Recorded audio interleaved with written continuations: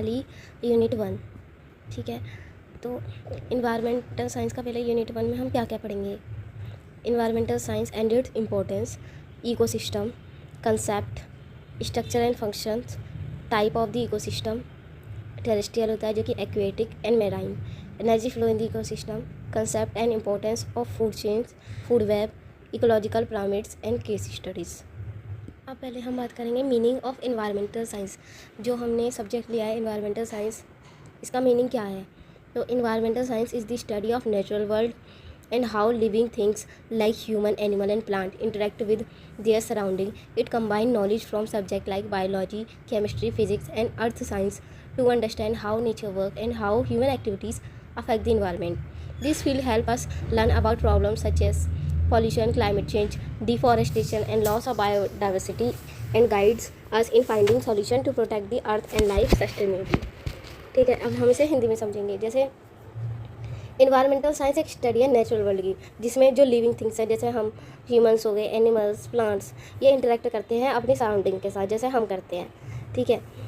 इसकी knowledge combine करी गई है डिफरेंट सब्जेक्ट से, जैसे बायोलॉजी, केमिस्ट्री, फिज़िक्स, ठीक है, अर्थ साइंस। अगर आपको ये याद नहीं होगा तो सबसे ईजी तरीका है कि PCM जिसने लिया तो उस पर PCM भी, बायोलॉजी भी होगी, केमिस्ट्री भी होगी, फिज़िक्स भी होगी, बस इसमें मैथ नहीं होगी। देन अर्थ साइंस, जिससे हम ये समझ सकें कि कैसे तो नेचर वर्क करता है और कैसे ह्यूमन एक्टिविटीज़ नेचर्स को अफेक्ट करती हैं, ठीक है। इस फील्ड में हम ये चीज़ें सीखेंगे कि क्या प्रॉब्लम है, जैसे pollution, climate change, deforestation and loss of biodiversity, और क्या सलूशन है जिससे हम ये प्रॉब्लम दूर कर सकें और सस्टेनेबली रह सकें, मतलब आराम से रह सकें। देन अब बात करते हैं importance of environmental science, understanding pollution. देखो इसमें रटने की कोई चीज़ नहीं, पहले हमें ये पॉइंटर्स याद करने होंगे। अगर ये हमें याद है तो हम खुद भी इन्हें एक्सप्लेन कर सकते हैं। पहला अंडरस्टैंडिंग पोल्यूशन। अब इम्पोर्टेंस, इन्वायरमेंटल साइंस हम पढ़ रहे हैं तो इसकी क्या इंपॉर्टेंस है। अब जो पोल्यूशन हो रहा है उसे हम समझें, ठीक है। इन्वायरमेंटल साइंस हमें हेल्प करता है स्टडी करने में डिफरेंट टाइप्स ऑफ पोल्यूशन हमें पता है कितने टाइप के होते हैं, एयर, वाटर, सॉइल और नॉइज़, और इनके हार्मफुल इफेक्ट भी हमें पता है। और तो ये गाइड करता है वेज जिससे हम रिड्यूस कर सके पॉल्यूशन और प्रोटेक्ट कर सके अपनी हेल्थ को। Example, learning how industrial waste pollutes river help us to treat waste water before releasing it, ठीक है। अंडरस्टैंडिंग पॉल्यूशन हमारा पॉइंट क्लियर है। Then tackling climate change. अब ये एक्सप्लेन करता है, क्या एक्सप्लेन करता है कि जो ह्यूमन एक्टिविटीज़ हैं, जैसे कि जो ह्यूमन एक्टिविटीज़ हैं बर्निंग फॉसिल फ्यूल्स, इससे क्या होता है, ग्रीन हाउस गैसेस इंक्रीज़ होती हैं जिससे ग्लोबल वार्मिंग की प्रॉब्लम होती है और एक्सट्रीम वेदर होता है, ठीक है। तो इसे हम कैसे दूर कर सकते हैं, प्रमोट करके सोलर और विंड एनर्जी, जिससे क्या रिड्यूस हो सके कार्बन इमिशंस और स्लो क्लाइमेट चेंज भी स्लो हो जाए, ठीक है। तो पहला हमारा हो गया understanding pollution, then tackling climate change. Third हम बात करते हैं protecting forest and wildlife. अब हम इन्वायरमेंटल साइंस पढ़ रहे हैं तो उसमें फॉरेस्ट और वाइल्ड लाइफ भी आएगी। तो environmental science shows us how deforestation and habitat destruction affect biodiversity. अब ये शो करता है कि कैसे जो पेड़ कट रहे हैं और जो हैबिटेट का डिस्ट्रक्शन हो रहा है वो कैसे अफेक्ट करता है हमारे नेचर को। तो ये एंकरेज करता है, जो इस फील्ड में हम पढ़ेंगे तो ये एंकरेज करता है हमें कि हम कंजर्वेशन एफर्ट डालें। For example, creating wild life sanctuary help protect endangered animals like elephant and rhinos. Wild life sanctuaries मतलब एक ऐसी जगह बनानी जहाँ हम एंडेंजर्ड एनिमल्स रख सकें जो कि ख़त्म होने वाले हैं, जिससे स्पीसीज ख़त्म ना हो, जैसे एलिफेंट और राइनोस की। तो 3 पॉइंट हो गए। देन हमारा कंजर्विंग नेचुरल रिसोर्सेज को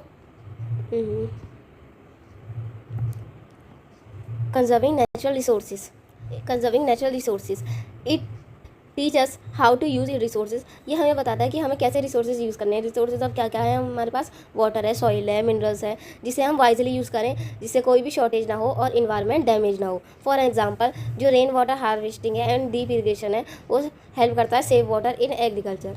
ड्रिप इरीगेशन भी आपने सुना होगा, रेन वाटर हार्वेस्टिंग भी आपने सुना होगा। देन हम बात करते हैं प्रमोटिंग रिन्यूएबल एनर्जी को प्रमोट करना। रिन्यूएबल एनर्जी मतलब जो एनर्जी दोबारा से बन सकती है। It support the use of clean energy sources that do not pollute the environment. ये सपोर्ट करता है क्लीन एनर्जी यूज़ करें जो कि इन्वायरमेंट को पॉल्यूट ना करें। फॉर एग्जांपल, इसमें एग्जांपल क्या दिया है, using solar panel solar panel हमें यूज़ करने चाहिए instead of coal based electricity, जिससे एयर पोल्यूशन भी कम हो और एनर्जी भी हमारी सेव हो। Then preserving biodiversity. अब biodiversity environmental science highlight the importance of every species in maintaining ecological balance. अब हर स्पीसीज एक अपना इंपॉर्टेंट रोल प्ले करती है, जिससे हमारा इकोलॉजिकल बैलेंस बना होता है। फॉर एग्जांपल, अगर हम बीज को प्रोटेक्ट करेंगे तो उससे क्या होगा, बीज क्या करती है, पॉलिनेट करती है क्रॉप्स को और सपोर्ट करती है फूड प्रोडक्शन को।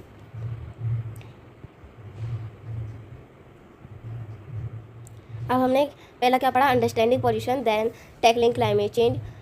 आप इसे मतलब कीवर्ड्स को भी याद रखें, आप खुद भी एक्सप्लेन कर सकते हो इसे, ऐसी नहीं है कि जो ये है वो ही करना है।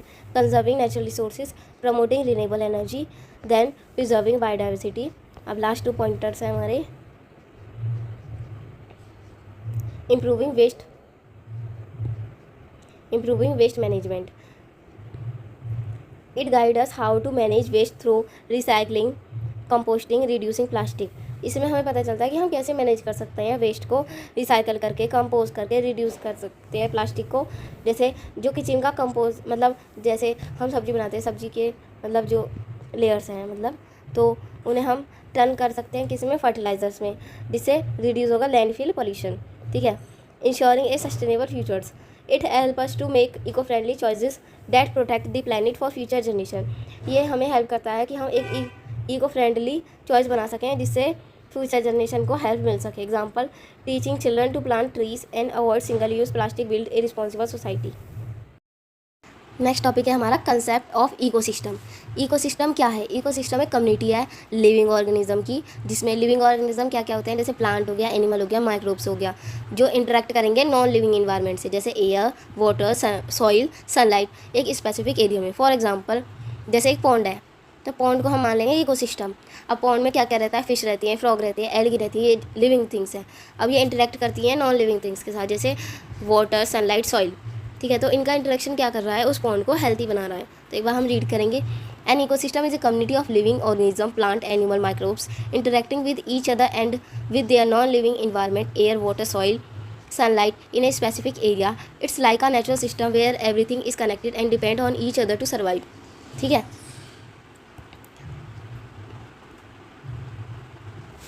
देन हम बात करेंगे स्ट्रक्चर ऑफ इकोसिस्टम। ठीक है, of ecosystem. The structure of ecosystem refer to the way living and non-living components are organized and interact with each other in a specific environment. अब स्ट्रक्चर इकोसिस्टम का ये बताता है कि कैसे लिविंग और नॉन लिविंग ऑर्गेनिज्म ऑर्गेनाइज्ड होते हैं और कैसे वो एक दूसरे के साथ इंटरेक्ट करते हैं एक स्पेसिफिक इन्वायरमेंट में। और इसमें क्या क्या इंक्लूड होता है, बायोटिक कंपोनेंट जो कि लिविंग थिंग्स है। अब कुछ इसमें कंफ्यूज होंगे, बायोटिक और एबायोटिक, तो ऐसे याद रखने के लिए, बायोटिक मतलब बी से है ना, तो जैसे बायोडाइवर्सिटी, ठीक है, बायोलॉजी, बायो लाइफ, ठीक है। तो इसमें यही होता है, bio component living things and abiotic component non living things, जो कि दोनों ही एसेंशियल है किसके लिए, सर्वाइवल के लिए और बैलेंस बनाने के लिए इकोसिस्टम में। देन हम बात करते हैं बायोटिक कंपोनेंट।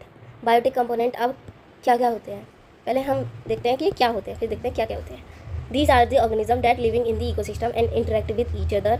ये ऑर्गेनिज्म जो कि इकोसिस्टम में रहते हैं और एक दूसरे के साथ इंटरेक्ट करते हैं। अब इनको 3 मेन ग्रुप्स में डिवाइड करा गया है। पहले प्रोड्यूसर्स कौन होते हैं, प्रोड्यूसर्स को हम ऑटोट्रॉफ भी बोलते हैं। ये होते हैं ग्रीन प्लांट और एल्गी, जो कि अपना खाना खुद बनाते हैं सनलाइट का यूज़ करके थ्रू फोटोसिंथेसिस। फॉर एग्जाम्पल, जो ग्रास होती है फील्ड में और जो एल्गी होती है पॉन्ड में। ठीक है, प्रोड्यूसर समझ आया। बेसिकली जो ग्रीन प्लांट्स अपना खाना खुद बना रहे हैं सनलाइट का यूज़ करके। देन कंज्यूमर्स हेटेरोट्रॉफ, जो एनिमल डिपेंड होते हैं अदर ऑर्गेनिज्म पे खाने के लिए। अब इनका फर्दर क्लासिफिकेशन भी है, जैसे प्राइमरी कंज्यूमर्स में आ जाएगा हमारा हार्बीवोरस, जिसमें काउ, डियर जो कि प्लांट को ईट करते हैं। देन सेकेंडरी कंज्यूमर्स जो कि स्नेक्स हैं, जो कि हार्बीवोर को ईट करते हैं। टेरिटरी जो कि प्रीडेटर्स हैं, जो शिकार करते हैं, जैसे लायन और ईगल। ओमनिवोरस, इसमें ह्यूमंस आते हैं जो कि प्लांट को भी खाते हैं, एनिमल्स को भी खाते हैं। ठीक है। देन डीकम्पोजर्स, ये सेप्टोट्रॉप्स होते हैं। फंगी और बैक्टीरिया ब्रेक डाउन होते हैं dead plants and animal, reducing nutrition to the soil and mushroom growing on dead wood और bacteria decomposing fallen leaves. Basically fungi और बैक्टीरिया होते हैं जो कि डेड प्लांट और एनिमल्स को खाते हैं। हमने बायोटिक हमें समझ आ गया। अब हम बात करते हैं एबायोटिक, जो कि नॉन लिविंग थिंग होती हैं। These are the chemical and physical factor that influence living organism in the ecosystem. ये फिजिकल और केमिकल फैक्टर्स होते हैं जो कि इन्फ्लुएंस करते हैं लिविंग ऑर्गेनिज्म को इकोसिस्टम में। पहला है हमारा सनलाइट। सनलाइट क्या करती है, सबको पता है, जो एनर्जी मिलती है प्लांट को फोटोसिंथेसिस में, तो वो खाना कैसे बनाते हैं, सनलाइट का यूज़ करके। And support the entire food chain, support करता है एंटायर फूड चेन को। देखो sunlight help plant grow in a forest, ठीक है। Then water, water essential for all living organism, हर एक लिविंग ऑर्गेनिज्म के लिए वाटर बहुत ज़रूरी है। ये क्या इफेक्ट करता है, plant growth, animal survival and nutrition transport. For example A pond ecosystem depend on water, जो पॉन्ड का इकोसिस्टम है वो वाटर पे डिपेंड करता है, किसके लिए, फिश के लिए, फ्रॉग के लिए और एक्वेटिक प्लांट के लिए। देन टेम्परेचर, अब टेम्परेचर भी बहुत ज़रूरी है क्योंकि टेम्परेचर इन्फ्लुएंस करता है type of organism that can live in area, ठीक है। अलग अलग टेम्परेचर होता है हर एक एरिया का। जैसे पोलर बियर हमेशा कोल्ड क्लाइमेट में ही रहेंगे, वहीं जो कैमल्स हैं वो हमेशा हॉट डेजर्ट में रहते हैं। देन सॉइल, सॉइल प्रोवाइड करता है न्यूट्रिशन और सपोर्ट करता है प्लांट्स को। Different soil types affect the kind of vegetation that grow. For example fertile soil in a rainforest support tall trees and rich biodiversity. Then हम बात करते हैं एयर। एयर में कौन कौन सी गैसेज होती है, जैसे ऑक्सीजन, कार्बन डाइऑक्साइड, जो कि किसके लिए ज़रूरी है, जो हम सांस लेते हैं, रेस्पिरेशन और फोटोसिंथेसिस के लिए। For example plant absorb carbon dioxide and release oxygen which animals breathe. Summary मैं प्रोवाइड कर दूँगी, पीडीएफ समरी उसमें देख लेना। देन हम बात करते हैं फंक्शंस ऑफ इकोसिस्टम। अब इकोसिस्टम के क्या फंक्शन होते हैं। An ecosystem perform several important functions that help maintain balance in nature and support life. Ecosystem basically maintain करता है बैलेंस नेचर का और सपोर्ट करता है लाइफ को। This function involve the flow of energy, इसमें फ्लो ऑफ एनर्जी होता है, साइक्लिंग ऑफ न्यूट्रिशन होते हैं, इंटरेक्शन होता है living and non living component का, ठीक है। अब हम नीचे बात करेंगे इसमें डिटेल में।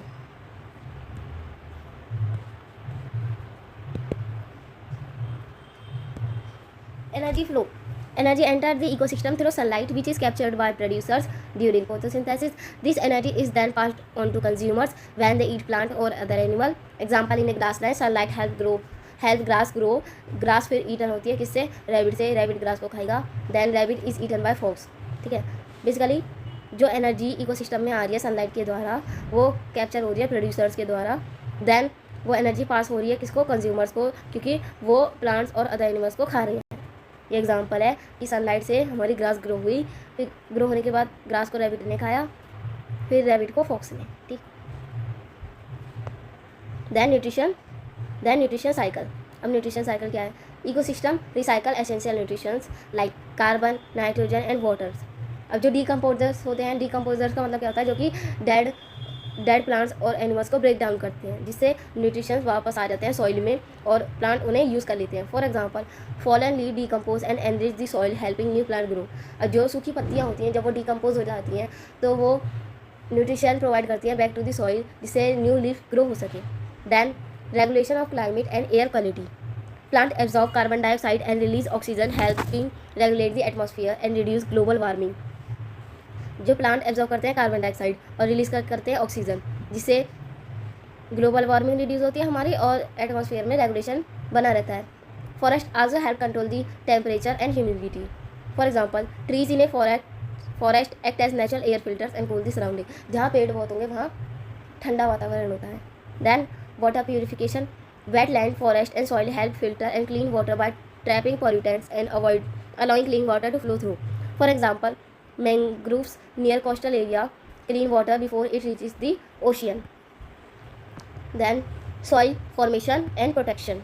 Ecosystem helps form and maintain healthy soil through the breakdown of organic matter and prevention of erosion. For example, plant की जो जड़ें होती हैं वो मिट्टी को पकड़ के रखती हैं, जिससे वो जब बारिश आए तो बहे ना, ठीक है। Pollination and seed dispersion. Pollination basically जब एक सीड दूसरे मतलब फ्लावर में जाता है, किसके द्वारा, बाय एयर, बाय इंसेक्ट, ठीक है, तो उसे कहते हैं pollination. Insect, bird and animals help pollinate flower and spread seed allowing plant to reproduce and grow in new area, जिससे जो प्लांट है वो दूसरे एरिया में भी ग्रो हो सके। फॉर एग्जाम्पल बीज pollinate crops like apples and tomatoes while birds spread seed by eating fruit. ठीक है। जो बीज होती हैं वो तो कैसे हेल्प करती हैं कि वो क्रॉप्स जो एप्पल्स की हैं, टमाटोज़ की हैं, और जो बर्ड्स होती हैं वो seeds by eating fruits. Habitat provision, ecosystem provides shelter, food and breeding ground for various organisms. Example, coral reef offers home to fish, crabs and other marine life. Waste decomposition, ये वही same point है। Decomposer like fungi and bacteria break down dead plant and animal, clean the environment को clean करते हैं, और nutrition recycle होते हैं। For example, bacteria decompose dead animals turning them into useful nutrition for plant. ये conclusion है। अब हम बात करते हैं टाइप्स ऑफ इकोसिस्टम। इकोसिस्टम कितने टाइप्स के होते हैं। पहले इकोसिस्टम एक नेचुरल यूनिट है जहाँ, ये मैंने कितनी बार बता दिया, इंटरेक्ट करते हैं living organism, non living organism के साथ, या फिजिकल इन्वायरमेंट। ठीक है। तो ecosystem basically terrestrial, aquatic and marine types में डिवाइड करा गया है, किसके, लोकेशन के बेस पे और कैरेक्टरिस्टिक्स के बेस पे। इस टाइप जो है वो एक वाइटल रोल प्ले करती है इन्वायरमेंट को बैलेंस करने में और सपोर्ट करने में बायोडाइवर्सिटी को। तो हम पहला बात करेंगे टेरेस्ट्रियल इकोसिस्टम क्या होता है। टेरेस्ट्रियल बेसिकली याद रखना, land based ecosystem. This ecosystem exist on land, ये इकोसिस्टम लैंड पे एग्जिस्ट करता है, और ये किससे इन्फ्लुएंस होता है, bye climate, soil type, altitude and vegetation. इसमें क्या क्या आता है, हमारा फॉरेस्ट आता है, डेजर्ट आता है, ग्रासलैंड आता है, माउंटेन और माउंटेन इकोसिस्टम। ठीक। देन फॉरेस्ट इकोसिस्टम, फॉरेस्ट इन्हें पॉइंट्स में तोड़ तोड़ के हम याद करेंगे। जैसे forest are rich in trees, animals and micro organism. Forest में होते क्या है, ट्रीज होते हैं, एनिमल्स होते हैं और माइक्रो ऑर्गेनिज्म होते हैं। सेकंड पॉइंट क्या है, ये प्रोवाइड करते हैं हमें ऑक्सीजन देते हैं, ठीक है, और स्टोर करते हैं कार्बन एंड सपोर्ट करते हैं बायोडाइवर्सिटी। ये हमारा दूसरा पॉइंट हो गया। तीसरे में हम एग्जांपल दे देंगे, जैसे ट्रॉपिकल रेन फॉरेस्ट है अमेजोन, तो वो होम प्रोवाइड करता है किसको, मंकीज़ को, पैरट्स को और टॉल ट्रीज को। 3 पॉइंट करके याद करेंगे तो ईजी रहेगा। देन डेजर्ट इकोसिस्टम, पहला डेजर्ट है लो रेनफॉल, डेजर्ट में लो रेनफॉल रहती है, एक्सट्रीम टेम्परेचर रहता है और स्पर्स वेजिटेशन रहता है। पहला पॉइंट हो गया। दूसरा, organisms are adapted to survive with little water, जो वहाँ के मतलब ऑर्गेनिज्म है, लिविंग ऑर्गेनिज्म है, उनको सर्वाइव करना रहता है कम पानी में ही। ठीक। तीसरा है example, the third desert in Indian has cactus, camels and reptiles. जो थर्ड डेजर्ट है इंडिया का, उसमें क्या क्या है, कैक्टस है, कैमल्स और रेप्टाइल्स है। अब हम बात करेंगे ग्रासलैंड इकोसिस्टम। ये किसके टाइप चल रहे हैं, टेरेस्ट्रियल के। ग्रासलैंड इकोसिस्टम, पहला पॉइंट क्या है, ग्रासलैंड हमेशा डोमिनेट होते हैं ग्रासेस से और कुछ ट्रीज से। Second point, they support herbivores and predators. Herbivores कौन थे, जो प्लांट्स खाते हैं, और प्रेडेटर्स जो शिकार करते हैं। ठीक है, ये दूसरा पॉइंट हो गया। तीसरा, द एग्जाम्पल है, the African savanna is home to zebras, lion and elephant. ऊपर वाले में हमने पढ़ा था अमेजोन, जो कि मंकीज़ को होम प्रोवाइड करते हैं, और ये किसको करते हैं, जेब्रा, लायन और एलिफेंट्स को। ठीक है। देन है हमारा माउंटेन इकोसिस्टम बेसिकली पहला पॉइंट है, फाउंड इन हाई एल्टीट्यूड, ऊंचाई पे रहते हैं। ठीक है। सेकंड पॉइंट है, this ecosystem have cold climate and unique flora and fauna. यहाँ का कोल्ड क्लाइमेट होता है, हमेशा पहाड़ों पे ठंड रहती है, और एक अलग यूनिक ही उनके मतलब प्लांट और एनिमल्स रहते हैं। तीसरा इसमें पॉइंट एग्जाम्पल दे देंगे हम, the Himalaya support snow leopards, pine trees and medicinal plants. Medicinal plants मतलब जो प्लांट्स यूज़ होते हैं मेडिसिन बनाने के लिए। पहला टाइप हमारा किसका, इकोसिस्टम का डन हो गया। देन हम बात करते हैं aquatic ecosystem. Fresh water ecosystem, पहला वाला लैंड। सेकंड है हमारा aquatic ecosystem. This ecosystem are found in fresh water bodies like rivers, lake, pond and wetlands. फिर इन्हें फर्दर क्लासीफाई करा गया। दिस इकोसिस्टम, पहले फ्रेश वाटर बॉडीज समझ गए, rivers, lake, ponds and wetlands. अब पहला इसमें सब टाइप है इसका, lentic ecosystem. These are still water bodies such as lakes and pond, जो मतलब वाटर बॉडीज रुकी हुई हैं, ठहरी हुई हैं, तो जैसे कि लेक्स हो गया, पॉन्ड्स हो गया। ठीक है, तो उसे हम कहते हैं लैंट्रिक इकोसिस्टम। इसमें क्या आ गया हमारा, फिश, फ्रॉग और एक्वेटिक प्लांट। फॉर एग्जाम्पल दे रखा है, ए village pond with lotus, fish और एल्गी। लैंट्रिक मतलब याद रखना, लैंट्रिक मतलब स्टिल वाटर जो रुका हुआ है। Then lotic ecosystem, these involve flowing waters like rivers and streams. They are rich in oxygen and support diverse life. For example, the Ganga river support fish, turtle and water birds. Lotic ecosystem में जो water है वो flow होगा। ठीक है, जैसे river और stream होती है, और ये रिच होता है ऑक्सीजन में, और गंगा रिवर इसका एग्जाम्पल दे रखा है।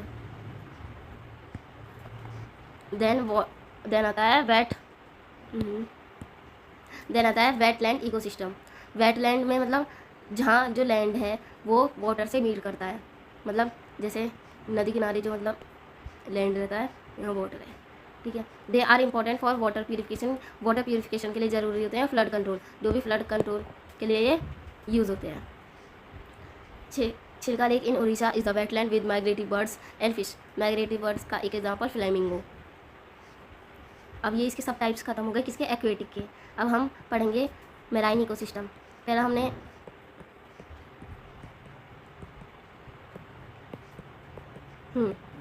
टेरेस्ट्रियल पढ़ा, उसके सब टाइप पढ़े, फिर हमने एक्वेटिक पढ़ा, उसके सब टाइप पढ़े। अब हम मेराइन पढ़ेंगे और उसके सब टाइप पढ़ेंगे, ठीक है। Marine ecosystem are found in ocean और sea. Marine ecosystem basically ocean और सी में फाउंड होता है। They cover about 70% of earth surface. जो अर्थ का सरफेस है 70% इससे कवर्ड है। ये क्लाइमेट रेगुलेशन के लिए यूज़फुल है और ग्लोबल बायोडाइवर्सिटी के लिए यूज़फुल है। पहला टाइप है इसका coral reef ecosystem. Coral reef ecosystem में पहला पॉइंट आ गया हमारा कि ये अंडर वाटर स्ट्रक्चर होते हैं जो कि कोरल से बनते हैं, ठीक है। सेकंड पॉइंट था क्या है? They are among the most diverse ecosystem. ये मोस्ट डाइवर्स है, डाइवर्स का मतलब डिफरेंट इकोसिस्टम है। थर्ड में हम एग्जांपल दे देंगे। The great barrier reef in Australia has colourful corals, clown fish और sea turtle. Then coastal ecosystem. Coastal ecosystem पहला पॉइंट है जहाँ लैंड मीट दी सी। ये कहाँ पाए जाते हैं? जहाँ जो ज़मीन है वो सी से मिली हुई है। Second, they are influence by tides of waves. ये लहरों के साथ इन्फ्लुएंस होते हैं। एग्जाम्पल है इसका थर्ड पॉइंट में mangrove forest in Sundarbans protect the coast line and support tiger और फिश। थर्ड टाइप है इसका इसमें मेराइन में ओपन ओशन इकोसिस्टम। पहला point, this include deep seas areas with large marine animals and plankton. Second, whales, dolphin and shark live in the open ocean.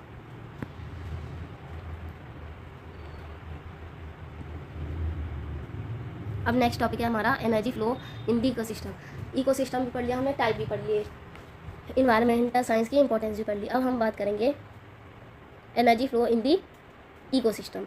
Energy flow in the ecosystem refer to the movement of energy through different living organism starting from producer to various level of consumers. Energy flow एक basically movement है किसका? Energy का, जो एक living organism से start होता है। जैसे प्रोड्यूसर से स्टार्ट होता है, प्रोड्यूसर जो कि अपना खाना खुद बनाते हैं, और वेरियस लेवल्स ऑफ कंज्यूमर्स जो कि दूसरों पे डिपेंड होते हैं। This flow is essential for, ये क्यों ज़रूरी है? एक तो मेंटेन लाइफ के लिए, इकोलॉजिकल बैलेंस के लिए। एनर्जी इकोसिस्टम में कहाँ से आती है? मेनली थ्रू सनलाइट से, और एक ही वन वे डायरेक्शन में मूव होती है, from the sun to producer, then to consumer and finally to decomposers, ठीक है। अब इसमें भी फर्दर एक्सप्लेन करा गया है। सोर्स ऑफ एनर्जी, ये हमें ये कीवर्ड्स याद रखने पड़ेंगे, बाकी एक्सप्लेन तो हम कर लेंगे। This sun is the primary source of energy for all ecosystem. Sun primary source है, प्लांट यूज़ करते हैं सनलाइट अपना खाना बनाने के लिए, फोटोसिंथेसिस से। ये एग्जांपल है ग्रास वाला। Then trophic level and energy transfer. Energy flows through different level in a food chain known as trophic level. अब जो एनर्जी फ्लो होती है डिफरेंट फूड चेन में, तो उसे कहते हैं हम ट्रॉपिक लेवल्स, ठीक है। जैसे प्रोड्यूसर्स, ये हमने पहले भी पढ़ा था, प्रोड्यूसर्स, ये primary consumer, secondary consumer, tertiary consumers, decomposers. Then इसमें अब है फूड चेन और फूड वेब। क्या है फूड चेन? जब एनर्जी फ्लो होती है स्ट्रेट लाइन में तो हम उसे कहेंगे फूड चेन, और जब ये ऑर्गेनिज्म, जो ऑर्गेनिज्म है लिविंग ऑर्गेनिज्म, ये और अदर एनिमल्स पे डिपेंड हो, उन्हें खाएं, तो उसे कहते हैं food web. Example in A pond, algae, ठीक है, तो वो स्मॉल फिश खाती है, फिर बिग फिश खाती है उसे, और फिर बर्ड खा लेती है। Loss of energy at each level. जब एनर्जी मूव होती है एक ट्रॉपिक लेवल से दूसरे तक, तो 10% एनर्जी ही पास होती है बस। रेस्ट ऑफ एनर्जी कहाँ चली जाती है? उसकी लाइफ प्रोसेस करने के लिए, जैसे मूवमेंट करने के लिए, ग्रोथ के लिए। फॉर एग्जाम्पल दिया है, जैसे एक प्लांट है, उसके पास 100 यूनिट ऑफ एनर्जी है, और उसने ओनली 10 यूनिट जाएगी हार्बीवोरस जो उसे खा रहा है, और जस्ट 1 यूनिट जो हार्बीवोरस को खाएगा उसके पास ओनली 1 यूनिट जाएगी energy. Then importance of energy flow. Importance क्या है? Basically energy flow helps maintain the structure and function of the ecosystem. It support growth, reproduction, survival of organism. It also help in nutrition cycling and ecosystem stability.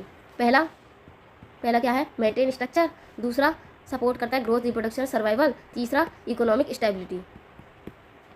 Conclusion है ये। Then concept of food chain. Food chain एक sequence है जो कि energy कैसे और nutrition कैसे एक ऑर्गेनिज्म से दूसरे ऑर्गेनिज्म तक ट्रांसफ़र होते हैं, ठीक है। ये स्टार्ट होता है प्रोड्यूसर से, जो कि अपना खाना खुद बनाते हैं सनलाइट से। देन कंज्यूमर्स जो कि ईट करते हैं प्लांट और अदर एनिमल्स। फिर डिकम्पोजर्स जो कि ब्रेक डाउन करते हैं डेड ऑर्गेनिज्म, ठीक है। Each step in the food chain is called trophic level. Trophic level के अगर डिफाइन है तो क्या लिखना है, जो भी स्टेप फूड चेन में यूज़ होते हैं उसे कहते हैं हम ट्रॉपिक लेवल। एग्जाम्पल ग्रास, फिर ग्रास हॉपर, फिर फ्रॉग, फिर स्नेक, फिर ईगल। पहले ग्रास थी, ग्रास हॉपर ने ग्रास को खाया, फिर फ्रॉग ने ग्रास हॉपर को खाया, स्नेक ने फिर फ्रॉग को खाया, ईगल ने फिर स्नेक को खाया। ग्रास क्या है, प्रोड्यूसर। ग्रास हॉपर क्या है, प्राइमरी कंज्यूमर। फ्रॉग क्या है, secondary consumer, and so on. अब हम बात करते हैं importance of food chain. Food chain क्यों ज़रूरी है, एनर्जी ट्रांसफ़र होनी चाहिए इकोसिस्टम में। तो फूड चेन क्या करता है, एनर्जी ट्रांसफ़र करता है फ्रॉम सन टू प्रोड्यूसर, सन से प्रोड्यूसर में, देन टू कंज्यूमर्स। ये फिर वही एग्जांपल है हमारा आगे सनलाइट ऐड कर देना बस इसमें, बाकी वही है same example. Then maintaining ecological balance. Food chain regulate करता है पॉपुलेशन साइज को। अगर एक ही स्पाइसेस ज़्यादा होने लगेगी स्पीसीज तो मतलब बैलेंस नहीं बनेगा, तो इसलिए रेगुलेट करता है पॉपुलेशन साइज को भी। इफ वन स्पीसीज इंक्रीजेज और decreases it affect other in the chain. If snake disappear frog may increase and rapidly disturbing the balance. Then understanding species interdependence. Food chain shows how organisms depend on each other for survival. These help us understand the role of each species in nature. For example, herbivores depend on plant and carnivores depend on herbivores. Then nutrition cycles, ये decomposers वाला, ठीक है। Environmental monitoring, ये नया term है। Food chain help detect pollution any defect. Food chain से हम pollution का पता लगा सकते हैं और उसके इफेक्ट का। Harmful substance can move through the chain and affect of predators. For example pesticide used on crop can poison birds that eat insect. Conservation and protection of species. By studying food chain we can identify key species that need protection to preserve entire ecosystem. Example, saving bees help pollinate plant and support many food chain. Agriculture planning, food chain किस में help करता है, farmers को manage करने के लिए paste and improve crop health naturally. Example, increase करता है बर्ड्स को, जो कि बर्ड जो है हार्मफुल इंसेक्ट को खा लें, जिससे जो रिड्यूस हो जाए केमिकल पेस्टिसाइड्स का यूज़। फॉर एग्जांपल जैसे हार्वेस्टिंग चल रही है, अब जो इंसेक्ट्स हैं वो क्रॉप को डिस्ट्रॉय कर रहे हैं, तो जो बर्ड्स हैं वो इंसेक्ट्स को खाएंगी, जिससे जो केमिकल्स हम फर्टिलाइज़र यूज़ करते हैं इन्हें मारने के लिए वो नहीं होगा। फिर formation of food web. Food chain combine to form food web with complex feeding relationship. This help us understand how ecosystem function. For example, पहले इसमें बताया गया है जैसे फूड चेन है, फूड चेन जब कंबाइन होती है तो उससे बनता है हमारा फूड वेब, ठीक है, जो एक कॉम्प्लेक्स फीडिंग रिलेशनशिप सेट करती है। जैसे ये एक डियर है, डियर को टाइगर भी खा रहा है, लॉयन भी खा रहा है और लेपर्ड्स भी, तो ये फूड वेब बन गया। अब education and research. Food chains are basic tools in biology and environmental science. They help student and researchers learn about nature and ecological interaction. Basically food chain एक बेसिक टूल है biology और environmental science का, जो कि student और researchers use कर सकें nature और इकोलॉजिकल रिलेशनशिप या इंटरेक्शंस को समझने के लिए। सस्टेनेबल डेवलपमेंट वही है कि जो हम फूड चेन क्या हेल्प करता है, मेक इको फ्रेंडली डिसीजंस, जो कि लॉन्ग टर्म इन्वायरमेंटल हेल्थ को सपोर्ट करते हैं, promoting organic farming, protect beneficial insect and maintain natural food chain. अब हम बात करते हैं concept of food web. A food web is a complex network of interconnected food chain in an ecosystem. Food web एक complex network है food chain का। Unlike a simple food chain which shows a single path of energy flow, where A food web illustrate how different organism are linked through multiple feeding. जो example मैंने पहले दिया था dear वाला। It shows how producers, consumers and decomposer interact and depend on each other for survival. ये वही example है। Then importance of, पहले हमने फूड चेन पढ़ा, उसकी इंपॉर्टेंस पढ़ी, फूड वेब की डिफाइन पढ़ी, अब हम इंपॉर्टेंस करेंगे इसकी। पहली इंपॉर्टेंस क्या है, shows complex relationship. Food web reveals करता है organism multiple food sources of predators, making the ecosystem more realistic and dynamic. A frog may eat insect and be eaten by snakes और birds, ठीक है, show करता है complex relationship. Then maintain ecological balance. It helps regulate population size. If one species declines other can adjust preventing collapse of the ecosystem. अगर food chain में कोई भी species मतलब नहीं रही तो फूड चेन पे इफेक्ट पड़ेगा। वहीं जो फूड वेब है, अगर वहाँ एक भी स्पीसीज चली गई तो उससे कोई ज़्यादा फर्क नहीं पड़ता। इफ़ रैबिट डिक्रीजेज, फॉक्सेस में स्विच टू ईटिंग रोडेंट्स, वो कुछ और खा लेंगे। support biodiversity. Food web highlights the role of many species, showing that each organism contribute to the health of ecosystem. For example, insect, bird, mammals and plant all play unique role in a forest food web. अब जो हर एक species का एक अपना ही role होता है जो कि कंट्रीब्यूट करते हैं इकोसिस्टम को हेल्दी बनाने में. Then energy flow and nutrition cycles. Food web help track how energy move from producer to top predators and how nutrition are recycled by decomposers. Same point है. Resilience against disturbances. Ecosystem with rich food webs are more stable and can cover from changes like natural disaster or human activities. If one food source disappears, animals can switch to another. इसमें बताया गया कि जो food web है ना वो rich है और स्टेबल्स है. अगर कुछ भी दिक्कत आ जाती है जैसे ह्यूमन एक्टिविटीज़ या नेचुरल डिजास्टर्स के कारण, तो जो एनिमल्स हैं वो स्विच कर लेंगे दूसरे फूड सोर्सेज पर.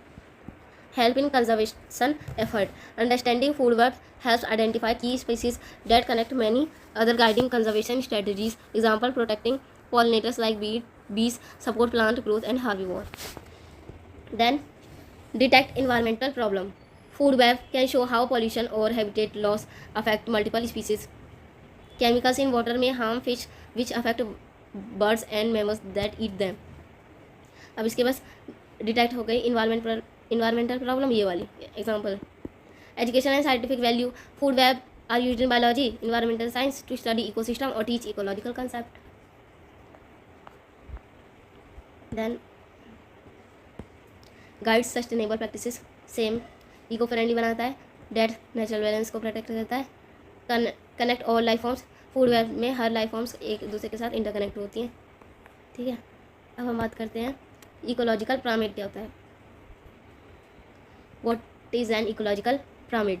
इकोलॉजिकल पिरामिड एक डायग्राम है जो कि शो करता है कैसे एनर्जी, बायोमास और the number of organism is distributed across different level in a food chain. It helps us understand how ecosystem work and how energy flows from plant to animal. Basically एक diagram है जिसमें हमें पता लगता है energy है और जो ऑर्गेनिज्म है वो कैसे डिस्ट्रीब्यूट हुए हैं अलग अलग लेवल्स में. 3 मेन टाइप्स के इकोलॉजिकल पिरामिड है. Pyramid of number 1 shows the number of organism and at each level of food chain. For example, upper right pyramid, many produce fewer herbivores and even fewer carnivores. Grass, grasshopper, frog, snake, hawks. Inverted pyramid, one larger producer support many consumers. For example, एक tree है उसमें many insect है, कुछ birds ने उन्हें खाया और एक ही हॉक ने इन बर्ड्स को खा लिया. pyramid of biomass shows the total weight of living organism and at each level. Upper right pyramid में more biomass at the bottom, plant, less at the top, animals. Example, forest, deer, then tiger. Inverted pyramid, seen in water ecosystem where all smaller producers have less than mass than big consumers. Example, phytoplankton, zooplankton, fish, bigger fish. Third है हमारा pyramid of energy. Shows how energy flows from one level to next. This pyramid is always upright because energy is lost at each step. ये 10% वाला example है. Importance क्या है अब इसकी. Importance of ecological pyramids. Shows energy flow in the ecosystem. Energy का show करता है. ठीक है. Help understand food chain and food web. हम इससे फूड चेन और फूड वेब को समझ सकते हैं. Explain why top predators are few in number. ये बताते हैं जो शिकार करने वाले हैं जानवर वो इतने कम नंबर में क्यों हैं. Helps in wild life and forest management. Wild life को हेल्प करते हैं और forest management. Useful for studying pollution and environmental changes. Support conservation and sustainable practices. That is का कंक्लूजन.